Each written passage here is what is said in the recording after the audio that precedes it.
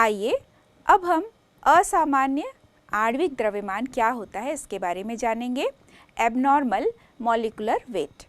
हमने सभी प्रकार के अणुसंख्यक गुणधर्म के बारे में जाना और ये जाना कि ये जो अणुसंख्यक गुणधर्म है या कॉलिगेटिव प्रॉपर्टी होती है वो अणुओं की संख्या पर डिपेंड करती है विलेय के, लेकिन उसकी प्रकृति पर डिपेंड नहीं करती है।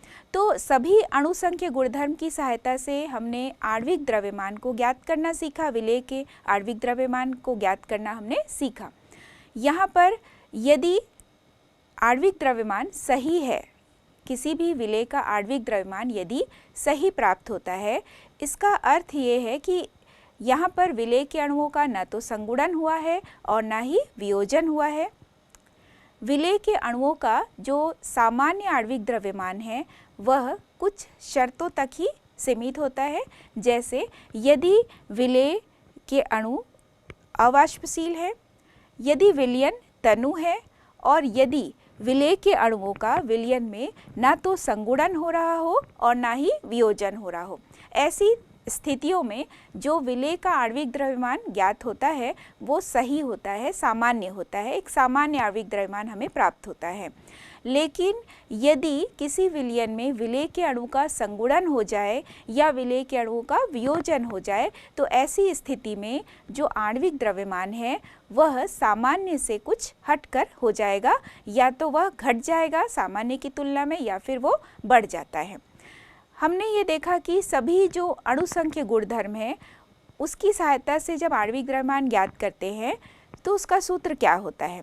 तो जैसे वाष्प दाब में आपेक्षिक अवनमन है P0A minus PA upon P0A is equal to XB, तो यहाँ पर delta TB equal to KBM या delta TF equal to KFM और pi is equal to N upon V RT। तो ये सभी अणुसंख्यक गुणधर्म की सहायता से जब हम आणविक द्रव्यमान ज्ञात करते हैं तो आपने सूत्र में देखा होगा कि जो आणविक द्रव्यमान है और जो अणुसंख्यक गुणधर्म है इसका व्युत्क्रमानुपाती संबंध होता है।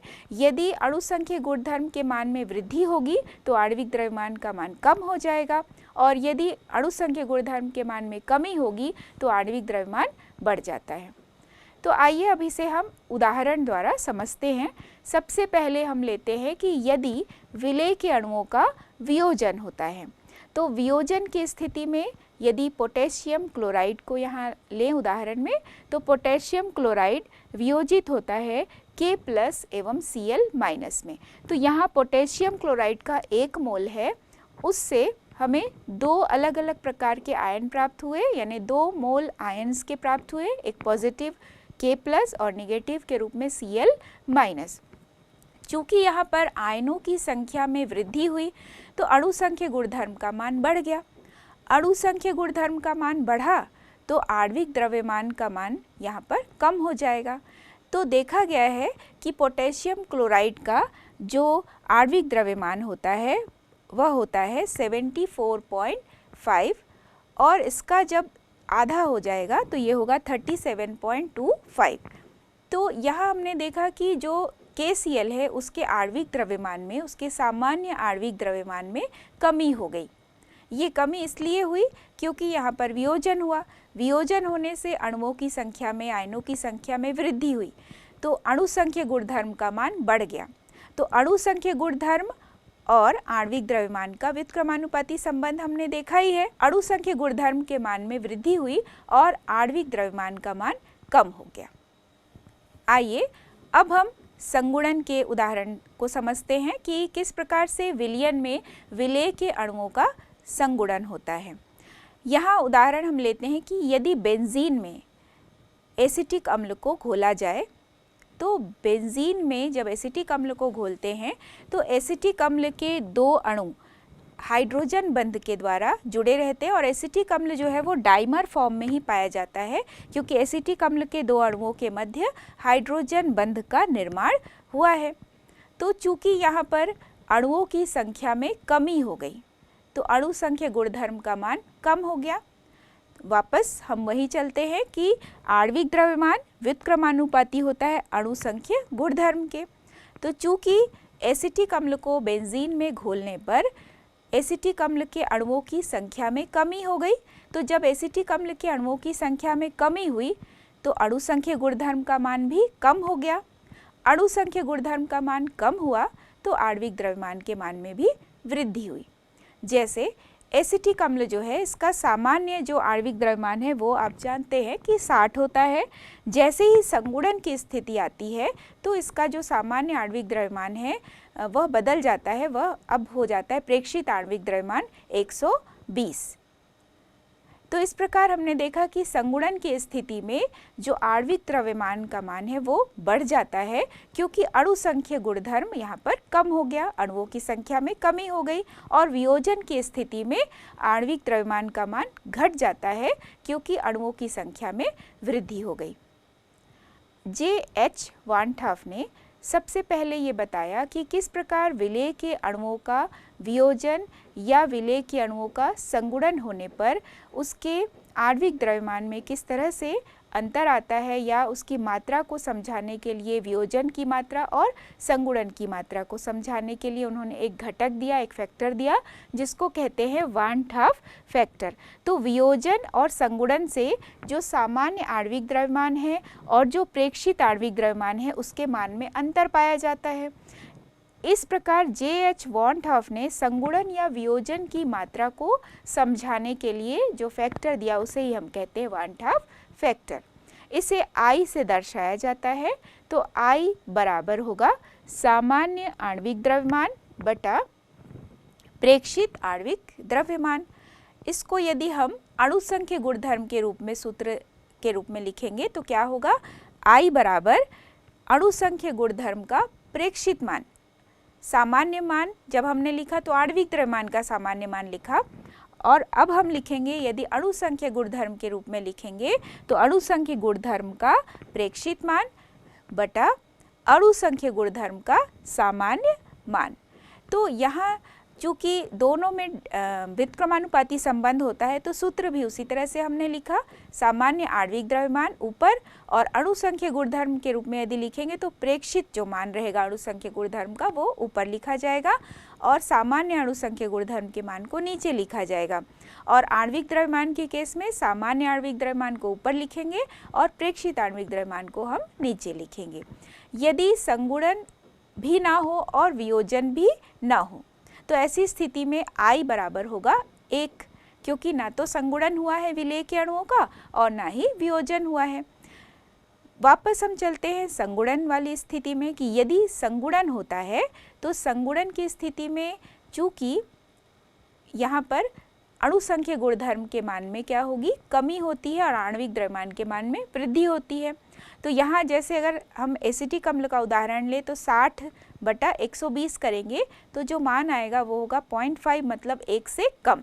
तो यही ध्यान रखेंगे आप कि या I का मान 1 से कम है तो ये होगा संगुणन, और यदि I का मान 1 से अधिक है तो यहाँ पर वियोजन की स्थिति है।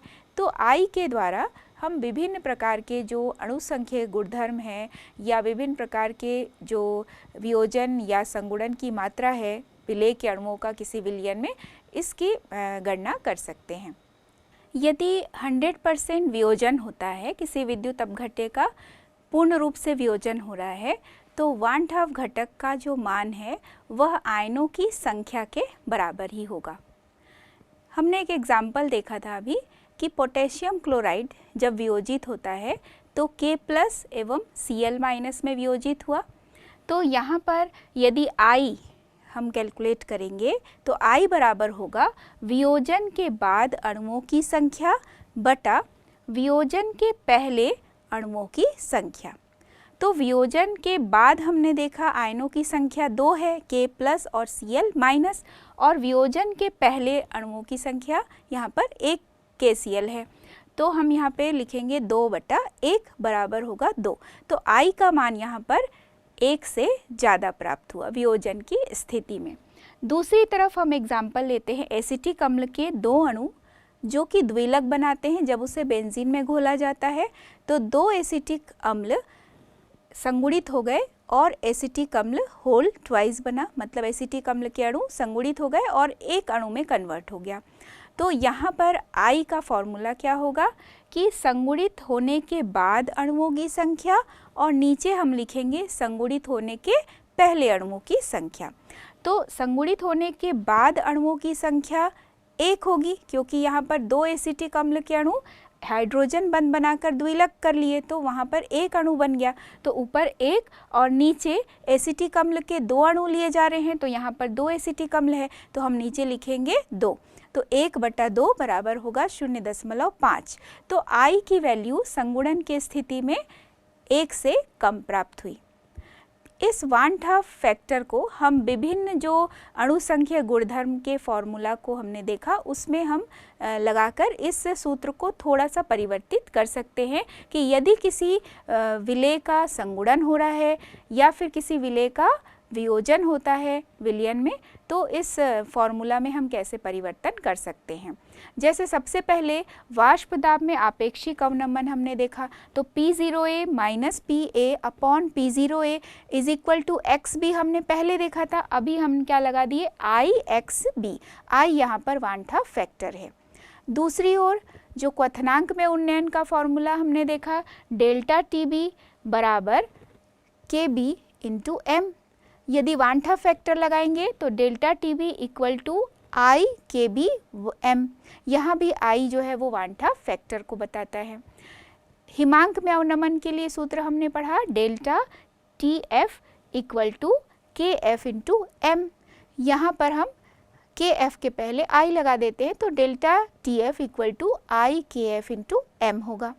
परासरण दाब जिसे पाई से व्यक्त करते हैं, तो पाई बराबर हम पढ़ चुके हैं सूत्र कि N/V/R/T, और यहाँ भी हम सामने I लगा देते हैं, वान हाफ फैक्टर को लगा दिए I N/V/R/T, तो पाई बराबर I N/V/R/T।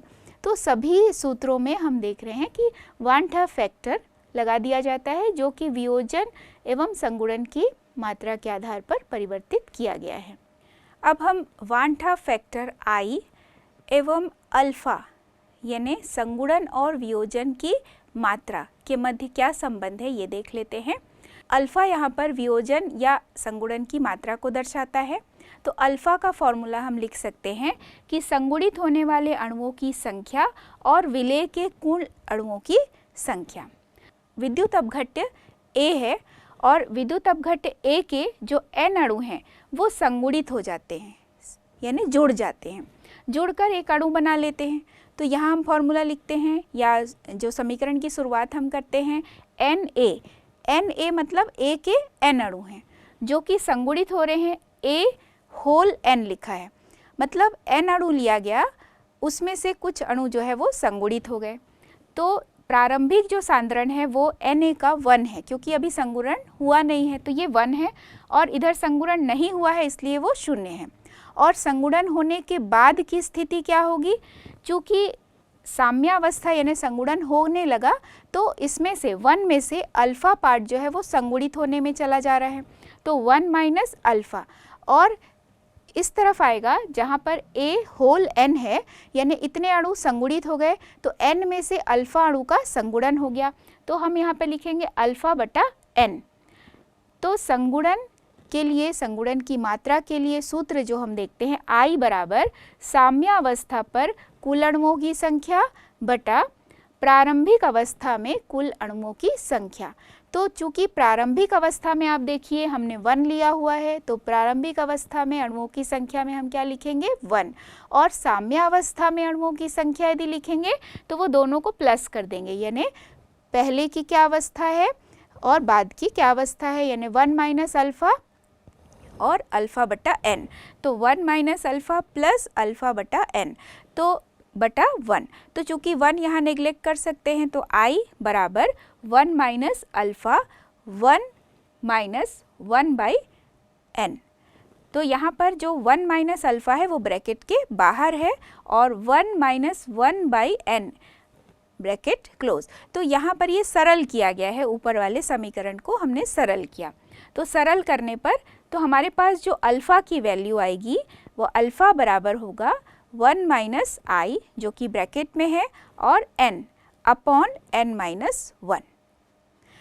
इसी तरह से यदि वियोजन के बारे में देखें कि वियोजन की मात्रा यानी अल्फ़ा को कैलकुलेट करेंगे, तो यदि आपको दिया जाए कि 80% वियोजन हुआ है, तो इसका क्या अर्थ है कि 100 में से 80 अणुओं का वियोजन हुआ। तो वियोजन की स्थिति में यदि हम अल्फ़ा निकालें तो यहाँ पर होगा 80/100। तो 100 में से 80 अणुओं का वियोजन हुआ तो बराबर होगा 0.8। तो एक उदाहरण हम ले लेते हैं यहाँ भी कि एक विद्युत अपघट्य जो n अणुओं या आयनों में वियोजित हो रहा है। तो A है विद्युत अपघट्य और ये n अणु में वियोजित हो रहा है, मतलब NB बना। तो प्रारंभ में उसकी मात्रा ली गई 1 और वियोजन हुआ नहीं है, इसलिए उस तरफ हम लिख रहे हैं 0। जब वियोजन हुआ तो इधर से 1 में से अल्फ़ा वियोजन हो गया तो 1 माइनस अल्फ़ा हमने लिखा, और दूसरी तरफ चूँकि पहले 0 वियोजन नहीं हुआ था, अब उसमें से n पार्ट जो है वियोजित हो गया तो n अल्फ़ा। तो साम्यावस्था में दोनों चीज़ों को जोड़ देंगे, मतलब 1 minus alpha plus n alpha.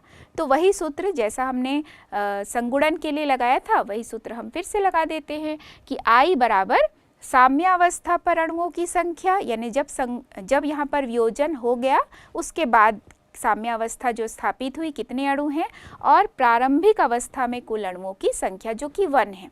तो यहाँ पर 1 माइनस अल्फ़ा ब्रैकेट के अंदर है प्लस n अल्फ़ा अपॉन 1, तो 1 को यहाँ निगलेक्ट कर सकते हैं। तो I is equal to 1 plus bracket के अंदर n माइनस 1 और ब्रैकेट क्लोज अल्फ़ा। इसको सरल कर देते हैं तो हमें प्राप्त होता है I minus 1 equal to n minus 1 और ब्रैकेट क्लोज करके अल्फ़ा। तो यहाँ से हम अल्फ़ा यानी यहाँ वियोजन की मात्रा हम ज्ञात कर सकते हैं I minus 1 upon n minus 1। तो इस तरह से हम I की गणना कर सकते हैं। I और अल्फ़ा का क्या रिलेशन है, या I के सहायता से हम अल्फ़ा की गणना कैसे कर सकते हैं। अब हम वान ठाव गुणांक पर आधारित कुछ न्यूमेरिकल प्रश्न देख लेते हैं। यदि जल का परासरण दाब 27 डिग्री सेंटीग्रेड पर 0.75 वायुमंडल हो तो 2.5 लीटर जल में घुले कैल्शियम क्लोराइड यानी I बराबर, यहाँ पर वान ठाव गुणांक का मान दिया हुआ है, I बराबर 2.47 की मात्रा परिकलित कीजिए। I का मान यहाँ दिया हुआ है, पाई बराबर 0.75 वायुमंडल है, V बराबर 2.5 लीटर, T चूँकि यहाँ टेम्परेचर सेंटीग्रेड में दिया है तो टेम्परेचर को केल्विन में परिवर्तित कर दिए, 273 प्लस कर देंगे तो 27 धन 273 बराबर 300 केल्विन। मॉलिक्यूलर वेट जब हम कैल्शियम क्लोराइड का कैलकुलेट करते हैं तो वह है 111। कैल्शियम के लिए है 40 और क्लोरीन के लिए 35.5 गुणा 2, तो इस तरह से मान प्राप्त हुआ 111। पाई बराबर सूत्र होता है n/b RT, तो n/b, तो n की जगह हमने लिखा WB/MB। और जब यह प्रश्न वान ठाव गुणांक पर आधारित है तो यहाँ पर हम जो परासरण दाब है उस सूत्र में थोड़ा परिवर्तन कर दिए। पाई बराबर n/v/RT लिखते थे, अब हम लिख सकते हैं पाई बराबर I n/v RT। n की जगह पे हमने लिख दिया WB/MB, बस, और कोई परिवर्तन इसमें नहीं है। सभी मानों को हम इस सूत्र में रखते हैं। पाई का मान है 0.75, आयतन 2.5, यहाँ वान ठाव गुणांक का मान दिया है 2.47 गुणा WB यानी विलेय का जो द्रव्यमान है वो है ज्ञात करना हमें, क्योंकि कैल्शियम क्लोराइड की मात्रा ही परिकलित करनी है, कितनी मात्रा उसमें घोली गई है तो WB कैलकुलेट करना है। इनटू R का मान हम यहाँ पर ले रहे हैं, चूँकि लीटर वायुमंडल में इसको लेते हैं 0.0821 गुणा 300/111, क्योंकि MB जो कि मॉलिक्यूलर वेट है कैल्शियम क्लोराइड का तो 111। तो WB बराबर 0.75 गुणा 2.5 गुणा 111 बटा 2.47 गुणे 0.0821 गुणा 300। जब हम इसे कैलकुलेट करते हैं तो मान प्राप्त होता है 3.42। तो ये जो मान है ये WB प्राप्त हुआ है, मात्रा प्राप्त हुई है। यहाँ यदि हम इसके मोलों की संख्या कैलकुलेट करेंगे कैल्शियम क्लोराइड के लिए, तो चूँकि इसका द्रव्यमान प्राप्त हुआ है 3.42 और नीचे हम लिख सकते हैं इसका मोलर द्रव्यमान जो कि 111 है। जब हम इसे हल करेंगे तो मान प्राप्त होगा 0.03 मोल। इसी पर आधारित वान ठाव गुणांक के लिए एक अगला प्रश्न है। 25 डिग्री सेंटीग्रेड पर 25 mg पोटेशियम सल्फेट को 2 लीटर जल में घोलने पर बने विलयन का वाष्प दाब ज्ञात कीजिए। मान लीजिए कि यह पूर्ण वियोजित हो जाता है। सूत्र है पाई V बराबर INBRT। चूँकि यहाँ पर हम परासरण दाब का सूत्र लगाते हैं और सामने एक चेंज करते हैं I से मल्टीप्लाई जो कि वान ठाव गुणांक है।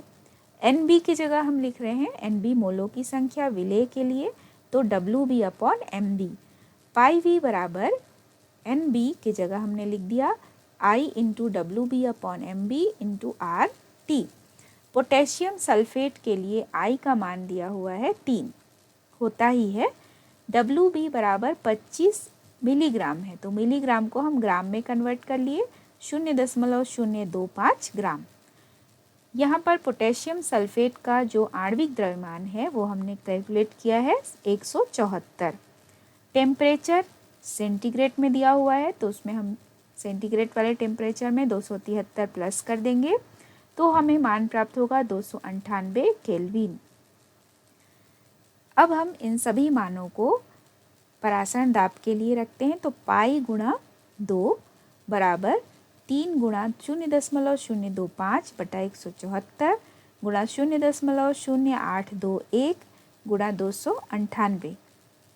तो पाई बराबर 3 गुणे 0.025 गुणा 0.0821 गुणा 298 बटा 2 गुणा 174। जब हम इसे कैलकुलेट करेंगे तो मान प्राप्त होगा 0.00527 इसे हम वैज्ञानिक अंकन विधि के आधार पर चेंज कर सकते हैं। 5.273 गुणा 10 की घात -3, 5 के बाद हमने दशमलव लगा दिया तो इंटू 10⁻³ एटमॉस्फेयर, यह मान प्राप्त हुआ हमें विलयन का वाष्प दाब। अब हम कुछ प्रश्न देख लेते हैं जो कि आपके कॉम्पिटिटिव एग्ज़ाम में भी इस तरह के प्रश्न पूछे जाते हैं। अणुसंख्य गुणधर्म से रिलेटेड, क्वथनांक में उन्नयन, हिमांक में अवनमन, वाष्प दाब में आपेक्षिक अवनमन और परासरण दाब पर आधारित है। जैसे आपको यदि अलग अलग सॉल्यूशन दे दिया जाए और सेम सांद्रता वाला, तो उसमें पूछा जाएगा कि किसका क्वथनांक अधिक होगा, किसका हिमांक कम होगा, किसका हिमांक ज़्यादा होगा। तो यहाँ पर प्रश्नों को आप कैसे हल करेंगे, इसका एक उदाहरण मैं आपको समझा देती हूँ कि अगर आपको दिया गया है 1m NaOH, 1m Na2SO4 यानी सोडियम सल्फेट और 1m अमोनियम नाइट्रेट NH4NO3 और 1m KNO3 पोटेशियम नाइट्रेट। तो सबसे पहले हम यहाँ देखेंगे कि सबसे ज़्यादा आयनों की संख्या किस में है। NaOH यहाँ पर Na प्लस OH माइनस मतलब 2 ही आयनाइज हो रहे हैं, 2 आयन्स हैं। Na2SO4 में 2 Na प्लस के हैं और सल्फेट का 1 आयन, तो 2 और 1 3 आयन है। NH4NO3 NH4 plus NO3 minus यहाँ भी 2 आयन हैं। KNO3 में K प्लस और NO3 यहाँ भी 2 आयन हैं। तो सबसे अधिक जो आयनों की संख्या है वो Na2SO4 में है, 3 आयन हैं। तो जो भी अणुसंख्य गुणधर्म होगा उस आधार पे यदि प्रश्न पूछा जाए कि क्वथनांक में उन्नयन सबसे ज़्यादा किसका होगा या किसका क्वथनांक सबसे ज़्यादा होगा, तो जिसके लिए अणुओं की संख्या ज़्यादा होगी तो सोडियम सल्फेट का क्वथनांक सबसे ज़्यादा होगा। यहाँ पर यदि पूछा जाए परासरण दाब किसका ज़्यादा होगा, तो वह भी सोडियम सल्फेट का ही सबसे ज़्यादा होगा। और चारों सॉल्यूशन में यदि हिमांक किसका सबसे कम होगा पूछा जाएगा, तब आंसर होगा सोडियम सल्फेट, क्योंकि यहाँ पर आयनों की संख्या 3 है और हम जो अणु संख्य गुणधर्म पढ़ते हैं वो है हिमांक में अवनमन। तो जितने ज़्यादा अणुओं की संख्या बढ़ेगी हिमांक उतना ही क्या होगा, कम होता जाएगा। तो इस तरह से सोडियम सल्फेट का हिमांक सबसे कम होगा, क्वथनांक ज़्यादा होगा और साथ ही साथ इसका परासरण दाब भी ज़्यादा होगा। यदि आपको कुछ सहसंयोजी यौगिक दे दिए जाएं और कुछ आयनिक यौगिक दे दिए जाएं तो आप ऐसे ही उसको हल कर सकते हैं, क्योंकि सहसंयोजी यौगिक जो होते हैं वे उनके बीच जो बंध है वो बहुत ही स्ट्रांग होता है, आयनाइज नहीं होते हैं, कम आयनाइज होते हैं, जबकि आयनिक यौगिक आयंस बनाते हैं आयनाइज होकर। तो यहाँ पर हम एक और उदाहरण ले लेते हैं कि ग्लूकोज का 1 मोलर सॉल्यूशन, यूरिया का 1 मोलर सॉल्यूशन और सोडियम क्लोराइड का 1 मोलर सॉल्यूशन। तो यहाँ भी जो आयनिक यौगिक है, आपको ग्लूकोज और यूरिया पे कोई ध्यान नहीं देना है, सीधे सीधे आप आयनिक यौगिक देखिए सोडियम क्लोराइड। तो सबसे अधिक क्वथनांक किसका होगा, सोडियम क्लोराइड का, क्योंकि यहाँ पर एक ही आयनिक यौगिक है। और सबसे कम हिमांक भी अगर पूछा जाए तो सोडियम क्लोराइड का होगा और सबसे अधिक परासरण दाब जो है वह भी सोडियम क्लोराइड का होगा, क्योंकि वहाँ पर आयनित हो रहे हैं, आयंस बन रहे हैं, आयनों की संख्या 2 है, जबकि ग्लूकोज और यूरिया जो है आयनित नहीं होगा। तो इस तरह से प्रश्नों को आप हल कर सकते हैं। आपको कंपेयर करना पड़ेगा कि अणुओं की संख्या किस तरह से अणु संख्य गुणधर्म और किस तरह से जो विभिन्न प्रकार के गुणधर्म से वह संख्या संबंधित होती है। तो यौगिक के नेचर पर भी आप डिपेंड करता है ये सभी प्रश्न कि यौगिक सहसंयोजी है या फिर आयनिक है।